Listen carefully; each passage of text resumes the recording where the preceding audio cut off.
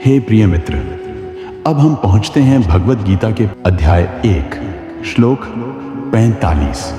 यहाँ अर्जुन अपने मन की बात पूरी स्पष्टता से श्री कृष्ण को कहते हैं। अब वह यह निर्णय कर चुका है कि उसे यह युद्ध नहीं करना। वह कहता है, यदि कौरव मुझे निहत्था युद्ध न करने की अवस्था में मार डालें तो भी वह अधर्म के युद्ध से बेहतर है। यह श्लोक अर्जुन की अंतिम आंतरिक गिरावट को दिखाता है। अब वह आत्मसमर्पण की स्थिति में है, पर यह समर्पण कर्तव्य से पलायन है जो श्री कृष्ण को स्वीकार्य नहीं। यह है अध्याय 1 श्लोक 45।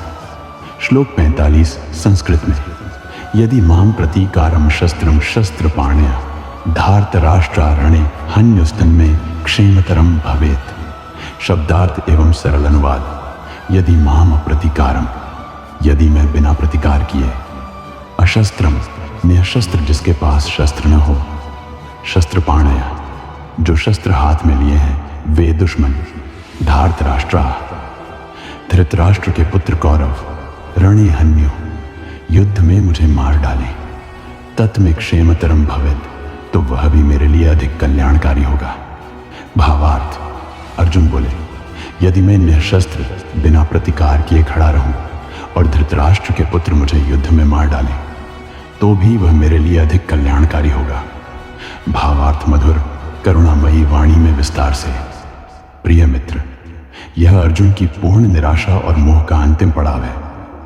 अब वह युद्ध की सोच से ही इतना दुखी हो चुका है कि उसे मर जाना भी ज्यादा शांतिदायक लगता है, बजाय उन लोगों को मारने के जिन्हें वह अपना स्वजन मानता है। अप्रतीकारम अशस्त्रम, वह स्वयं को निहत्था और प्रतिकारहीन मानता है। यह प्रतीक है उसके आत्मबल और धर्म बुद्धि के पतन का।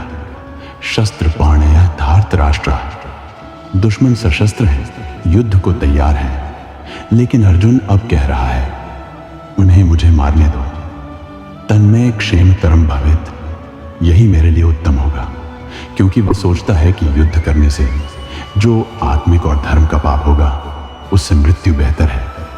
इस श्लोक में छिपा संकेत, अर्जुन पूरी तरह कर्तव्यच्युत हो चुका है। उसका मन अब करुणा, मोह और अपार दया से भर चुका है, लेकिन वह धर्म के सच्चे स्वरूप को नहीं समझ पाया है।